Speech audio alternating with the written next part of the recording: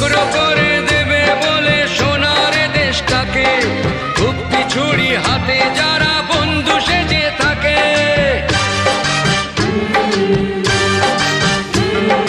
তাদের দলের একজনও কেউ পায় না যেন ছাড়া, কিসের ক্ষতি বইলে তখন রক্ত নদীর ধারা। রক্ত নদীর ধারা, রক্ত নদীর ধারা, রক্ত নদীর